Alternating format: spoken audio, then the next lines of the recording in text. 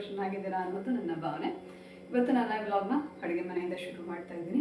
ಈಗಾಗಲೇ ಗೊತ್ತಿರ್ಬೋದು ನಿಮಗೆ, ನಿನ್ನೆ ನನ್ನ ಮಗಳು ಬಂದಿದ್ದಾಳೆ. ಸೊ ಅವಳಿಗೋಸ್ಕರ ಒಂದು ಸ್ಪೆಷಲ್ ಡಿಶ್ ಮಾಡೋಣ ಅಂತೇಳಿ ಮೊದಲೇ ಎಲ್ಲ ಒಂದಷ್ಟು ಡಿಶ್ಗಳನ್ನೆಲ್ಲ ಮಾರ್ಕ್ ಮಾಡಿ ಇಟ್ಕೊಂಡಿದ್ದೆ. ಸೊ ಇವತ್ತು ಅದರಲ್ಲಿ ಫಸ್ಟು ಹೆಗ್ ದಾಲ್ ಮಾಡೋಣ ಅಂತ ಅಂದ್ಕೊಂಡಿದ್ದೆ. ಇದನ್ನು ನಾನೊಂದು ಶೋನಲ್ಲಿ ನೋಡಿದ್ದೆ, ಒಂದು ಕುಕ್ಕರಿ ಶೋನಲ್ಲಿ ನೋಡಿದ್ದೆ ಈ ರೆಸಿಪಿನ. ಸೊ ಒಂದ್ಸಲ ಟ್ರೈ ಮಾಡೋಣ ಹೇಗಿರುತ್ತೆ. ಪ್ರತಿ ಸಲ ಯಾವಾಗಲೂ ದಾಲ್ ಮಾಡ್ತಾ ಇರ್ತೀವಿ, ಅದ್ರ ಬದಲು ಹೆಗ್ ದಾಲ್ ಮಾಡಿದ್ರೆ ಹೇಗಿರುತ್ತೆ ಟೇಸ್ಟ್ ಅಂತ ಒಂದ್ಸಲ ಟ್ರೈ ಮಾಡೋಣ ಅಂದ್ಕೊಂಡಿದ್ದೀನಿ. ಅವಳು ಮೊದಲೇ ನಾನ್ ವೆಜ್, ಮೊಟ್ಟೆ ಈ ಥರದ್ದೆಲ್ಲ ತುಂಬ ಇಷ್ಟಪಡ್ತಾಳೆ. ಸೊ ಹಾಗಾಗಿ ಎಗ್ನ ಉಪಯೋಗಿಸ್ಕೊಂಡು ದಾಲ್ನ ಮಾಡಿದ್ರೆ ತುಂಬ ಇಷ್ಟಪಡ್ತಾಳೆ ಅಂತ ಅನ್ಕೋತಾ ಇದ್ದೀನಿ. ಸೊ ಹೋಗಿ ಅವಳಿಗೋಸ್ಕರನೇ ಸ್ಪೆಷಲ್ಲಾಗಿ ಮಾಡ್ತಿರೋಂತಹ ಎಗ್ ದಾಲ್ನ ಹೇಗೆ ಮಾಡ್ತಾಯಿದ್ದೀನಿ ಸ್ಟೆಪ್ ಬೈ ಸ್ಟೆಪ್ ನೋಡ್ಕೊಂಬರೋಣ ಬನ್ನಿ. ನಾನಿಲ್ಲಿ ಮೊದಲು ಒಂದು ಬಾಣಲಿಗೆ ಎಣ್ಣೆ ಹಾಕೊತಾ ಇದ್ದೀನಿ. ನಾನಿಲ್ಲಿ ಕಬ್ಬಿಣದ ಬಾಣಲಿನ ತೊಗೋತೀನಿ. ನಾನು ಜಾಸ್ತಿ ಪ್ರಿಫರ್ ಮಾಡೋದು ಕಬ್ಬಿಣದ ಬಾಣಲಿನ ಅಥವಾ ಸ್ಟೀಲ್ ಪಾತ್ರೆಗಳನ್ನ ಅಂತಲೇ ಹೇಳ್ಬೋದು. ಸ್ವಲ್ಪ ಮೇಂಟೆನೆನ್ಸ್ ಕಷ್ಟ ಆದ್ರೂ ಕೂಡ ಹೆಲ್ತ್ ವೈಸ್ ತುಂಬ ಗುಡ್ ಅನಿಸುತ್ತೆ. ಸೊ ಹಾಗಾಗಿ ನಾನಿಲ್ಲಿ ಕಬ್ಬಿಣದ ಬಾಣಲಿನ ತೊಗೊಂಡಿದ್ದೀನಿ. ಇದಕ್ಕೆ ಸ್ವಲ್ಪ ಎಣ್ಣೆನ ಹಾಕ್ಕೊಂಡಿದ್ದೀನಿ. ಸಣ್ಣದಾಗಿ ಉದ್ದಕ್ಕೆ ಹೆಚ್ಚಿರುವಂತಹ ಬೆಳ್ಳುಳ್ಳಿ ಹಾಗೆ ಸಣ್ಣದಾಗಿ ಉದ್ದಕ್ಕೆ ಹೆಚ್ಚಿರುವಂತಹ ಶುಂಠಿ ಎರಡನ್ನೂ ಹಾಕ್ಕೊಂಡು ಚೆನ್ನಾಗಿ ಫ್ರೈ ಮಾಡ್ಕೊಬೇಕು. ಈ ರೀತಿ ಇದು ಚೆನ್ನಾಗಿ ಫ್ರೈ ಆಗಿದ ನಂತರ ಒಂದು ಮೀಡಿಯಮ್ ಸೈಜ್ದು ಒಂದು ಗಡ್ಡೆಯಷ್ಟು ಈರುಳ್ಳಿನ ಸಣ್ಣದಾಗಿ ಹೆಚ್ಕೊಂಡು ಹಾಕ್ಕೊಂಡಿದ್ದೀನಿ. ಹಾಗೆ ಒಂದು ಕಡ್ಡಿಯಷ್ಟು ಕರಿಬೇವಿನ ಸೊಪ್ಪನ್ನು ಕೂಡ ಸೇರಿಸಿ ಇದು ಚೆನ್ನಾಗಿ ಫ್ರೈ ಮಾಡ್ಕೋಬೇಕಾಗತ್ತೆ. ಇದು ಚೆನ್ನಾಗಿ ಫ್ರೈ ಆದರೆ ನಂತರ ನಾವು ಬೇರೆ ಇಂಗ್ರೀಡಿಯೆಂಟ್ ಹಾಕೋದಕ್ಕೆ ಅನುಕೂಲ ಆಗುತ್ತೆ. ಯಾವುದೇ ಐಟಮಲ್ಲಾದರೂ ಅಷ್ಟೇ ಈರುಳ್ಳಿ ಸ್ವಲ್ಪ ಚೆನ್ನಾಗಿ ಫ್ರೈ ಮಾಡಿಕೊಂಡ್ರೆ ಟೇಸ್ಟ್ ಕೂಡ ತುಂಬ ಚೆನ್ನಾಗಿರುತ್ತೆ. ಕೆಲವೊಂದು ಐಟಮಲ್ಲಷ್ಟೇ ಬೆಳ್ಳುಳ್ಳಿ ಜಾಸ್ತಿ ಫ್ರೈ ಆಗಬಾರ್ದು ಅಂತ ಇದೆ. ಬಟ್ ಮಿಕ್ಕಿದ ಎಲ್ಲ ಐಟಮಲ್ಲೂ ಕೂಡ ಈರುಳ್ಳಿ ಚೆನ್ನಾಗಿ ಫ್ರೈ ಆದಾಗಲೇ ಆ ಡಿಶ್ಗೆ ಒಂದು ರುಚಿ ಬರೋದು ಅಂತಲೇ ಹೇಳ್ಬೋದು.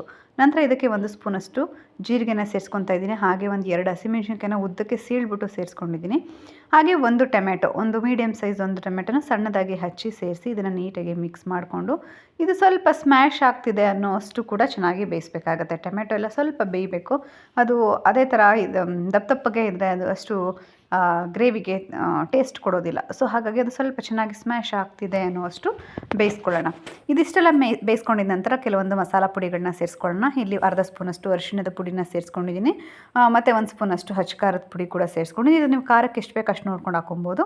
ನಂತರ 1 ಸ್ಪೂನಷ್ಟು ಧನಿಯಾ ಪೌಡರು ಹಾಗೆ 1 ಸ್ಪೂನಷ್ಟು ಗರಂ ಮಸಾಲ ಇದಿಷ್ಟನ್ನು ಕೂಡ ಸೇರಿಸಿ ಚೆನ್ನಾಗಿ ಮಿಕ್ಸ್ ಮಾಡ್ಕೋಬೇಕಾಗುತ್ತೆ. ಇದೆಲ್ಲ ಸ್ವಲ್ಪ ಎಣ್ಣೆಲಿ ಫ್ರೈ ಆದರೆ ರುಚಿ ತುಂಬ ಚೆನ್ನಾಗಿ ಬರುತ್ತೆ. ಸೊ ಹಾಗಾಗಿ ಒಂದು 2 ನಿಮಿಷ ಎಣ್ಣೆಲಿ ಹೀಗೆ ಬಾಡಿಸ್ಕೋಬೇಕಾಗತ್ತೆ. ಇದು 2 ನಿಮಿಷ ಚೆನ್ನಾಗಿ ಬಾಡಿದ ನಂತರ ನಾವು ಇದಕ್ಕೆ ಒಂದು 2ರಿಂದ 3 ಅಥವಾ 4-5 ಮೊಟ್ಟೆನೂ ಕೂಡ ನಾವಿಲ್ಲಿ ಸೇರಿಸ್ಕೊಬೋದು. ನಾನಿಲ್ಲಿ 4 ಮೊಟ್ಟೆನ ಸೇರಿಸ್ಕೊತಾ ಇದ್ದೀನಿ. ನಾನು ಇದು ಮಾಡ್ತಾ ಇರುವಂತಹ ಗ್ರೇವಿ ಸುಮಾರು ಒಂದು 5ರಿಂದ 6 ಜನ ಸ್ಯಾಟಿಸ್ಫ್ಯಾಕ್ಷನ್ ಅಷ್ಟು ತಿನ್ಬೋದು, ಸಾಕು ಅನ್ನುವಷ್ಟು ತಿನ್ಬೋದು. ಒಂದು 4 ಮೊಟ್ಟೆನ ಹಾಕ್ಕೊತಾ ಇದ್ದೀನಿ. ನಾನು ಇಷ್ಟು ಹಾಕಿರೋದು ಒಂದು 4-5 ಜನ ಅಥವಾ 5-6 ಜನನೇ ತಿನ್ಬೋದು ಅಂತಲೇ ಹೇಳ್ಬೋದು. ನಮ್ಮ ಮನೇಲಿ ಎಲ್ರಿಗೂ ಕೂಡ ಹಾಗೆ ನನ್ನ ಬಾಕ್ಸ್ಗೂ ಕೂಡ ಹಾಕ್ಕೊಟ್ಟಿದ್ದೆ ನಮ್ಮ ಹಸ್ಬೆಂಡ್ಗೆ. ಇಲ್ಲಿ ನೋಡಿ ನಾನು 4 ಮೊಟ್ಟೆ ಹಾಕ್ಕೊಂಡು ಇದನ್ನು ಚೆನ್ನಾಗಿ ಮಿಕ್ಸ್ ಮಾಡಿ ಈ ಮೊಟ್ಟೆ ಎಲ್ಲ ಚೆನ್ನಾಗಿ ಬೇಯೋವರೆಗೂ ಕೂಡ ಚೆನ್ನಾಗಿ ಬಾಡಿಸ್ಕೋಬೇಕಾಗತ್ತೆ.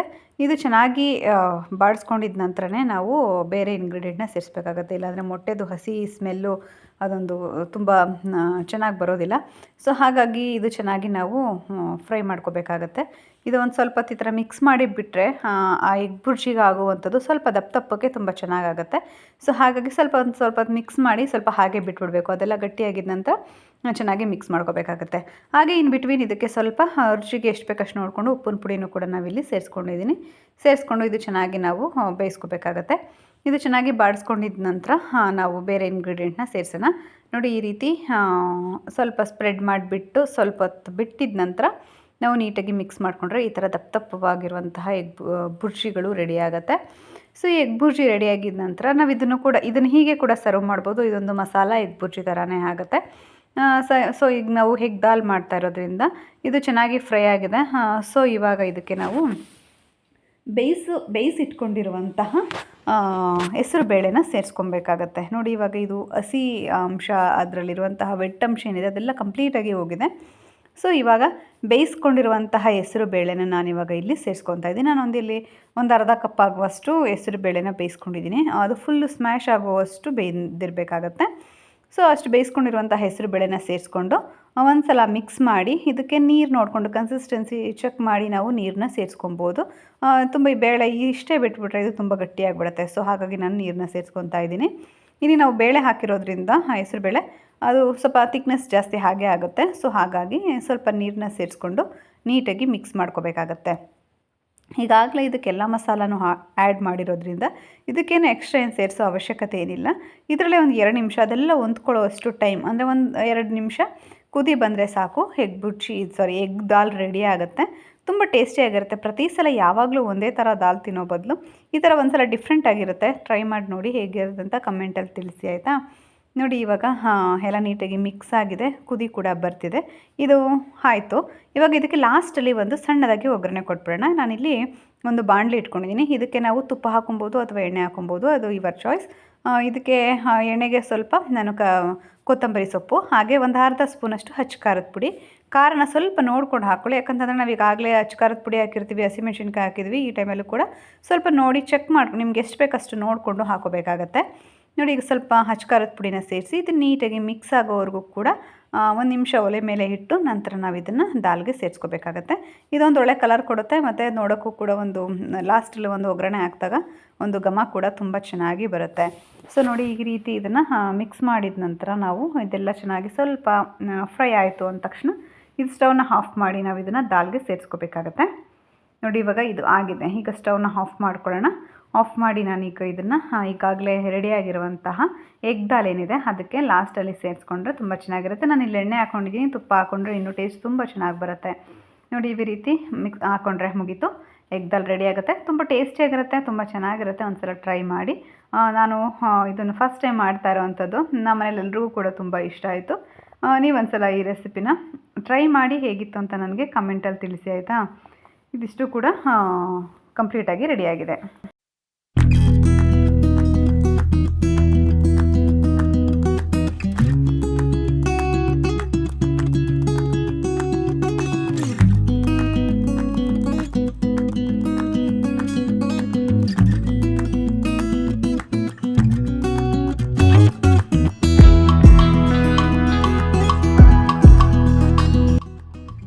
ಬೆಳಗ್ಗೆ ಎಗ್ ದಾಲ್ ಮಾಡಿ ಒಂದು ರೌಂಡ್ ಚಪಾತಿ ಮಾಡಿದ್ದೆ.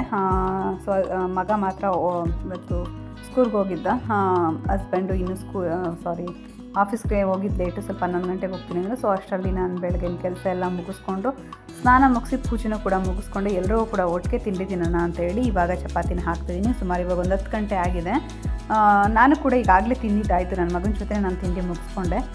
ಇನ್ನು ಅಪ್ಪ ಮಗಳು ಇಬ್ಬರೇ ಬಾಕಿ ಇರೋದು. ಅವಳು ಸ್ವಲ್ಪ ಎದ್ದಿದ್ದು ಲೇಟು, ಅವಳು ಅಷ್ಟರಲ್ಲಿ ಸರಿಯಾಗಿ ನಿದ್ದೆ ಮಾಡೋಣ ಅಂತೇಳಿ ನಾವು ಎದ್ದೇಳ್ಸಕ್ಕೆ ಹೋಗಲಿಲ್ಲ. ಇವಾಗ ಎದ್ದು ಸ್ನಾನಕ್ಕೆ ಹೋಗಿದ್ದಾಳೆ. ಸೊ ಹಸ್ಬೆಂಡ್ ಕೂಡ ಸ್ನಾನಕ್ಕೆ ಹೋಗಿದ್ದಾರೆ. ಅವರಿಬ್ಬರು ಅಷ್ಟರಲ್ಲಿ ಚಪಾತಿ ಎಲ್ಲ ರೆಡಿ ಮಾಡೋಣ ಅಂತೇಳಿ ಇವಾಗ ರೆಡಿ ಮಾಡ್ಕೊತಾ ಇರೋವಂಥದ್ದು.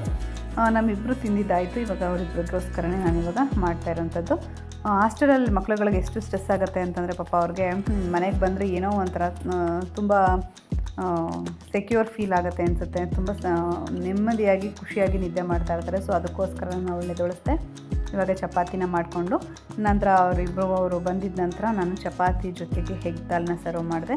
ಅವ್ರಿಗೂ ಕೂಡ ತುಂಬ ಇಷ್ಟ ಆಯಿತು. ಒಂಥರ ಡಿಫ್ರೆಂಟ್ ಆಗಿದೆ ಟೇಸ್ಟು. ಯಾವಾಗಲೂ ಒಂದೇ ಥರ ದಾಲ್ ತಿನ್ನೋ ಬದಲು ಇದೊಂಥರ ಡಿಫ್ರೆಂಟ್ ಆಗಿದೆ ಅಲ್ವಾ, ಇದನ್ನು ಟೇಸ್ಟು ತುಂಬ ಚೆನ್ನಾಗಿದೆ ಅಂತಲೇ ಹೇಳಿದ್ರು. ಹಾಯ್, ಇವಾಗ ಎಲ್ಲ ಕೆಲಸನೂ ಕೂಡ ಮುಗಿಸ್ಕೊಂಡಿದ್ದೀನಿ. ಮಗಳಿಗೆ ತಿಂಡಿ ಕೂಡ ಹಾಕ್ಕೊಟ್ಟಿದ್ದೀವಿ. ಮನೆ ಕ್ಲೀನಿಂಗ್ ಎಲ್ಲ ಆಯಿತು. ಎಲ್ಲ ಕೆಲಸ ಮುಗಿಸಿ ತಿಂಡಿ ಎಲ್ಲ ಹಾಕಿ ಅಡುಗೆ ಮಾಡಿ ಕೂಡ ಕಂಪ್ಲೀಟ್ ಆಗಾಯಿತು. ಮತ್ತು ಸಿಂಕಲ್ಲಿ ಪಾತ್ರೆಗಳನ್ನ ಕೂಡ ಎಲ್ಲ ತೊಳೆದು ಎಲ್ಲ ರೆಡಿ ಆಯಿತು. ಇವಾಗ ಮಗಳಿಗೆ ತಿಂತಿದ್ದಾಳೆ ಎಗ್ ದಾಲ್ ವಿತ್ ಚಪಾತಿ. ನಾನು ಮೊದಲೇ ಟೇಸ್ಟ್ ಮಾಡಿದೆ, ತುಂಬ ಚೆನ್ನಾಗಿತ್ತು. ಅವಳಿತ್ತು ಈಗ ರೆಡಿ ಆಗೋ ವರ್ಷ ಸ್ವಲ್ಪ ಲೇಟ್ ಆಯಿತು. ಸೊ ಹಾಗಾಗಿ ಅವಳು ಇವಾಗ ತಿಂಡಿ ತಿಂತಿದ್ದಾಳೆ. ಅವಳು ತಿಂಡಿ ತಿಂದ ನಂತರ ಒಂದಷ್ಟು ದಿನಸಿ ಎಲ್ಲ ತೊಗೊಂಡು ಬಂದಿದ್ದಾಳೆ. ನೆನ್ನೆ ತೊಗೊಬಂದಿದ್ದು 2 ಬ್ಯಾಗಲ್ಲಿ ಹಾಗೆ ಇದೆ. ನೆನ್ನೆ ಸಂಜೆ ತಂದಿದ್ದು. ಸೊ ಅದನ್ನ ಕೂಡ ಜೋಡಿಸ್ಬೇಕು. ಇವಾಗ ಆಗಲ್ಲ, ಸ್ವಲ್ಪ ಹೊತ್ತು ರೆಸ್ಟ್ ಮಾಡಿ ನಂತರನೇ ಜೋಡಿಸ್ಬೇಕು. ಸ್ವಲ್ಪ ರೆಸ್ಟ್ ಮಾಡೋಣ. ಮತ್ತು ಇವತ್ತು ವಾತಾವರಣ ಅಂದರೆ ತುಂಬ ಜಿಡಿ ಮಳೆ ಹಿಡಿಯೋ ಥರ ಅನಿಸುತ್ತೆ. ಮತ್ತು ಏನೇನು ಸೈಕ್ಲೋನ್ ಆಗಿದೆ ಗೊತ್ತಿಲ್ಲ ನನಗೆ. ಬೆಳಗ್ಗೆ ನ್ಯೂಸ್ ನೋಡಿಲ್ಲ, ಪೇಪರು ಕೂಡ ಓದಿಲ್ಲ. ಫುಲ್ಲು ಮೋಡ ಮುಚ್ಕೊಂಡು ಥರ ಇದೆ. ತುಂಬ ಸಣ್ಣ ಸಣ್ಣ ಉದುರು ಮಳೆ ಥರ 3 ದಿವಸಕ್ಕೂ ಬರೀ ಇದೇ ಥರ ಆಗ್ತಿದೆ. ಬಿಸಿಲೇ ಸರಿಯಾಗಿ ಬರ್ತಿಲ್ಲ. ಬಟ್ಟೆ ಒಣಸೋದಕ್ಕೆ ಕೂಡ ತುಂಬ ಕಷ್ಟ. ಇವಳು ಅಲ್ಲಿಂದ ಒಂದಷ್ಟು ಬಟ್ಟೆ ತೊಗೊಂಡು ಬಂದಿದ್ದಾಳೆ ನನ್ನ ಮಗಳು. ಅದನ್ನೆಲ್ಲ ಹಾಕೋಣ ಅಂತಂದರೆ ಇವತ್ತು ಈಗಿದೆ ವಾತಾವರಣ. ಸೊ ಹಾಗಾಗಿ ಅವಳದ್ದು 2-3 ಸ್ವೆಟರ್ಸ್ ಎಲ್ಲ ಇತ್ತು, ಅದನ್ನೆಲ್ಲ ಹಾಕಿದ್ದೀನಿ ಅಷ್ಟೇ. ಬೇರೆ ಬಟ್ಟೆಗಳು ಯಾವುದೂ ಹಾಕಿಲ್ಲ. ಈಗ ಒಂದು ಸ್ವಲ್ಪ ಹೊತ್ತು ರೆಸ್ಟ್ ಮಾಡಿ ನಂತರ ಈಗ ತಂದಿರೋವಂತಹ ದಿನಸಿಗಳನ್ನೆಲ್ಲ ಸ್ವಲ್ಪ ಅರೇಂಜ್ ಮಾಡಬೇಕು. ಸ್ವಲ್ಪ ರೆಸ್ಟ್ ಮಾಡೋಣ. ಅದಕ್ಕಿಂತ ಮುಂಚೆ ನನ್ನ ಮಗಳು ಎಗ್ ದಾಲ್ ಮತ್ತು ಚಪಾತಿ ತಿಂತಿದ್ದಾಳೆ. ಅದು ಹೇಗಿದೆ ಟೇಸ್ಟು ಅಂತ ರಿವ್ಯೂ ಕೇಳೋಣ ಬನ್ನಿ. ನಂದು ಹೇಳಬೇಕು ಅಂದರೆ ತುಂಬ ಚೆನ್ನಾಗಿತ್ತು, ತುಂಬ ಟೇಸ್ಟಿಯಾಗಿತ್ತು. ಯಾವಾಗಾರು ಒಂದ್ಸಲ ಮೊಟ್ಟೆಯಲ್ಲಿ ಏನಾದ್ರು ಸ್ಪೆಷಲಾಗಿ ಮಾಡ್ಕೋಬೇಕು ಅಂತ ಅನಿಸಿದಾಗ ಈ ರೆಸಿಪಿನ ಟ್ರೈ ಮಾಡ್ಬೋದು. ಹೇಗಿದೆ ಕಂದ? ಚೆನ್ನಾಗಿದೆಯಾ? ಮಾಮೂಲಿ ನಾರ್ಮಲ್ ದಾಲ್ ಥರ ಇದೆಯಾ, ಡಿಫ್ರೆಂಟ್ ಆಗಿದೆಯಾ? ಹೌದಾ, ಇಷ್ಟ ಆಯ್ತಾ? ಎಂಜಾಯ್. ಬೆಳಗಿನ ಕೆಲಸ ಎಲ್ಲ ಮುಗಿಸಿ ತಿಂಡಿ ಮುಗಿಸಿ ಒಂದು ಸ್ವಲ್ಪ ಹೊತ್ತು ರೆಸ್ಟ್ ಮಾಡಿದೆ. ನನಗಂತೂ ಫುಲ್ ಟಯರ್ಡ್ ಆಗಿತ್ತು. ಬೆಳಗ್ಗೆ ಕೆಲಸ ಎಲ್ಲ ಮುಗಿದಿದ ತಕ್ಷಣ ಇನ್ನೊಂದು ಕೆಲಸ ಇಟ್ಕೊಳ್ಳೋವಷ್ಟು ಆಗೋದೇ ಇಲ್ಲ ಇವಾಗ ನನಗೆ. ಒಂದು ಸ್ವಲ್ಪ ರೆಸ್ಟ್ ಮಾಡಲೇಬೇಕಾಗತ್ತೆ. ಸೊ ಹಾಗಾಗಿ ಸ್ವಲ್ಪ ಹೊತ್ತು ರೆಸ್ಟ್ ಮಾಡಿ ಮಧ್ಯಾಹ್ನ ಬಿಗ್ ಬಾಸ್ ಶೋ ನೋಡಿಕೊಂಡು ನಂತರ ಇವಾಗ ಮತ್ತೆ ಅಡುಗೆ ಮನೆಗೆ ಬಂದಿದ್ದೀವಿ. ನಿನ್ನೆ ಸಂಜೆ ತಂದಿದ್ದಂತಹ ದಿನಸಿನ ಸೆಟ್ರಿಗೇಟ್ ಮಾಡಿ ಎತ್ತಿಡಬೇಕಿತ್ತು, ಎತ್ತಿಡೋಕ್ಕಾಗಿರಲಿಲ್ಲ. ಬೆಳಗ್ಗೆ ಎತ್ತಿಡೋಣ ಅಂದ್ಕೊಂಡೆ. ಬೆಳಗ್ಗೆ ಎತ್ತಿಟ್ಕೊಂಡು ನಿಂತ್ಕೊಂಡ್ರೆ ಬೆಳಗಿನ ಕೆಲಸಗಳೆಲ್ಲ ಹಾಗೇ ನಿಧಾನ ಆಗಿಬಿಡುತ್ತೆ. ಸೊ ಹಾಗಾಗಿ ಇದನ್ನು ಮಧ್ಯಾಹ್ನ ಮೇಲೆ ಮಾಡ್ಕೊಳ್ಳೋಣ ಫ್ರೀಯಾಗಿ ಅಂತ ಅಂದ್ಕೊಂಡು ಇದನ್ನು ಹಾಗೆ ಇಟ್ಟಿದ್ದೆ. ಸೊ ಇವಾಗ ಎತ್ತಿಟ್ಕೊತಾ ಇದ್ದೀನಿ. ನಾನು ಇದನ್ನೆಲ್ಲ ಜೋಡಿಸ್ಕೊಳ್ಳೋಣ ಅಂತ ಬಂದೆ. ಸೊ ಆವಾಗ ನನ್ನ ಮಗಳೂ ಕೂಡ ಬಂದಳು. ಇದನ್ನೆಲ್ಲ ನಾನು ಹೆಲ್ಪ್ ಮಾಡ್ತೀನಮ್ಮ ಅಂತ ಹೇಳ್ಕೊಂಡು ಬಂದು ಇವಾಗ ಇಲ್ಲಿ ಲ್ಯಾಂಡ್ರಿ ಕೇರ್ದೆ ಸಪ್ರೇಟು, ಮತ್ತು ಮನೆಗೆ ಬೇಕಾಗಿರುವಂತಹ ದಿನಸಿ ಐಟಮ್ಸ್ ಎಲ್ಲ ಏನಿದೆ ಅದೇ ಸಪ್ರೇಟು, ಮತ್ತು ಪೂಜಾ ಐಟಮ್ಸ್ ಏನಿದೆ ಅದೇ ಸಪ್ರೇಟು, ಎಲ್ಲನೂ ಕೂಡ ಸಪ್ರೇಟಾಗಿ ಇಟ್ಕೊತಾ ಇದ್ದೀವಿ. ಇಟ್ಕೊಂಡು ಅದನ್ನೆಲ್ಲ ಅದ್ರ ಜಾಗಕ್ಕೆ ಸೇರಿಸೋಣ ಅಂತೇಳಿ ಇಟ್ಕೊಂಡೆ. ನೋಡಿ ಈ ಬ್ಯಾಗ್ ಕೂಡ ತುಂಬ ಚೆನ್ನಾಗಿದೆ. ಇದು ಚನ್ನಪಟ್ಟಣದಲ್ಲಿ ಒಂದು ಶಾಪಲ್ಲಿ ಕೊಟ್ಟಿದ್ರು ನಮಗೆ. ಇದು 2 ಬ್ಯಾಗ್ಗಳು ಬೆಡ್ಶೀಟ್ ತರಕ್ಕೆ ಹೋಗಿದಾಗ ತುಂಬ ಕ್ವಾಲಿಟಿ ವೈಸ್ ಅಂದು ತುಂಬ ಚೆನ್ನಾಗಿದೆ. ಹ್ಯಾಂಡಲ್ಸ್ ಇರ್ಬೋದು ಎಲ್ಲ ಪ್ಯೂರ್ ಕಾಟನಲ್ಲಿ ಮಾಡಿರುವಂತಹ ಬ್ಯಾಗ್ ಇದು.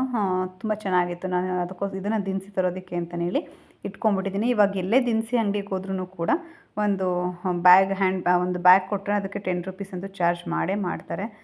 ದಿನಸಿ ತರಕ್ಕೆ ಹೋದ್ರು ಅಷ್ಟೇ ಒಂದು ಚೀಲ ಕೊಡ್ತಾರೆ, ಚೀಲಕ್ಕೂ ಕೂಡ 10 ರೂಪೀಸ್ ಚಾರ್ಜ್ ಮಾಡ್ತಾರೆ. ಸೊ ಹಾಗಾಗಿ ಅಲ್ಲಿ ಯಾಕೆ ಸುಮ್ಮನೆ ಅನಾವಶ್ಯಕವಾಗಿ ದುಡ್ಡು ಕೊಡಬೇಕು ಅಂತೇಳಿ ನಾನು ಕಂಪಲ್ಸರಿಯಾಗಿ ದಿನಸಿ ತರಕ್ಕೆ ಹೋದಾಗ ಇದೆರಡು ಬ್ಯಾಗ್ನ ತೊಗೊಂಡೋಗ್ತೀನಿ. ತುಂಬ ಗಟ್ಟಿ ಇರೋದ್ರಿಂದ ಸುಮಾರು ದಿನಸಿಗಳು ಇದಿಷ್ಟು ದಿನಸಿ ಅದೆರಡು ಬ್ಯಾಗಲ್ಲಿ ತೊಗೊಬಂದಿರೋವಂಥದ್ದು. ಬ್ಯಾಗ್ ತೊಗೊಂಡೋದ್ರೆ ತೊಗೊಂಬರೋಕ್ಕೂ ಕೂಡ ಈಸಿ, ಮತ್ತು ತುಂಬ ಗಟ್ಟಿಯಾಗಿದೆ, ಎಲ್ಲೂ ಕಿತ್ತೋಗುತ್ತೆ ಅನ್ನೋವಂತಹ ಭಯನೂ ಕೂಡ ಇಲ್ಲ. ಇಲ್ಲೆಲ್ಲ ನಾವು ಸೆಪ್ರೇಟ್ ಮಾಡ್ಕೊಂಡಿದ್ದ ನಂತರ ಬಾಕ್ಸಲ್ಲಿ ಯಾವ್ಯಾವ್ದು ಖಾಲಿಯಾಗಿದೆ ಅದನ್ನೆಲ್ಲ ಬಾಕ್ಸ್ಗೆ ಫಿಲ್ ಮಾಡಿಕೊಂಡೆ. ಕೆಲವೊಂದು ಬಾಕ್ಸ್ಗೆ ಹಾಕ್ಕೊತೀನಿ, ಕೆಲವೊಂದು ಫ್ರಿಜ್ಜಲ್ಲಿ ಇಡ್ತೀನಿ. ಹಾಳಾಗುವಂಥ ಥಿಂಗ್ಸ್ಗಳು ಬೇಗ ಏನು ಹಾಳಾಗ್ಬಿಡುತ್ತೆ ಅನಿಸುತ್ತೆ, ಅದನ್ನೆಲ್ಲ ಫ್ರಿಜ್ಜಲ್ಲಿ ಎತ್ತಿಟ್ಕೊಂಡ್ಬಿಡ್ತೀನಿ. ಕೆಲವೊಂದು ಬಾಕ್ಸಲ್ಲೇ ಇಟ್ಕೊತೀನಿ. ಬೇಳೆಗಳಾಗಿರ್ಬೋದು, ಕೆಲವೊಂದು ಬೇಳೆ ಮತ್ತು ಮೆಣಸಿನ್ಕಾಯಿಗಳಾಗಿರ್ಬೋದು, ಈ ಥರ ಐಟಮ್ಸ್ಗಳನ್ನೆಲ್ಲ ನಾನು ಬಾಕ್ಸಲ್ಲೇ ಇಟ್ಕೊಂಡ್ಬಿಡ್ತೀನಿ. ಇನ್ನು ಮಿಕ್ಕಿದ್ದು ಕೆಲವೊಂದು ಏನಂತ ಈಗ ತುಂಬ ರೇರ್ ಯೂಸ್ ಮಾಡುವಂಥವು, ಈ ಕಡಲೆಕಾಳು ಮತ್ತು ಕಾಬೂಲ್ ಕಡಲೆ ಇದೆಲ್ಲ ಬೇಗ ಹುಳ ಆಗಿಬಿಡುತ್ತೆ. ಸೊ ಹಾಗಾಗಿ ಅಂಥದ್ದನ್ನ ನಾನು ಫ್ರಿಜ್ಜಲ್ಲಿ ಇಟ್ಕೊತೀನಿ. ಮತ್ತು ಕೆಲವೊಂದು ಸಲ ಮೈದಾ ಹಿಟ್ಟು ಅಷ್ಟೇ ಬೇಗ ಹುಳ ಆಗಿಬಿಡುತ್ತೆ, ಯಾಕಂದರೆ ಅದನ್ನು ನಾನು ಜಾಸ್ತಿ ಯೂಸ್ ಮಾಡೋದೇ ಇಲ್ಲ. ತುಂಬ ರೇರ್ ಯೂಸ್ ಮಾಡೋದ್ರಿಂದ 1 kg ತರಿಸಿದ್ರು ಕೂಡ ತುಂಬ ದಿನ ಆಗುತ್ತೆ. ಯಾವಾಗಾದ್ರೂ ರೇರ್ ಏನಾದರೂ ಅದು ಸ್ವೀಟ್ಸ್ ಮಾಡಿದಾಗ ಅಷ್ಟೇ ಯೂಸ್ ಮಾಡೋದು. ಸೊ ಹಾಗಾಗಿ ಅಂಥವನ್ನೆಲ್ಲ ಫ್ರಿಜ್ಜಲ್ಲಿ ಇಟ್ಕೊಂಡು ಇನ್ನು ಮಿಕ್ಕಿದ್ನೆಲ್ಲ ಹೊರಗಡೆನೇ ಇಟ್ಕೊತೀನಿ. ತುಂಬ ರೇರಾಗಿ ಯೂಸ್ ಮಾಡೋದಷ್ಟೇ ನಾನು ಫ್ರಿಜ್ಜಲ್ಲಿ ಇಟ್ಕೊಳ್ಳೋವಂಥದ್ದು. ಯಾಕಂದರೆ ಹುಳುವಾಗಿ ಸುಮ್ಮನೆ ವೇಸ್ಟ್ ಆಗೋ ಬದಲು ಫ್ರಿಜ್ಜಲ್ಲಾದರೆ ಯಾವಾಗ ಬೇಕಾದ್ರೂ ಅವಾಗ ಎತ್ಕೊಂಡು ಉಪಯೋಗಿಸ್ಕೊಬೋದಲ್ವ. ಸೊ ಹಾಗಾಗಿ ಫ್ರಿಜ್ಜಲ್ಲಿ ಆ ಥರ ಐಟಮ್ಸನ್ನ ಇಟ್ಕೊತೀನಿ.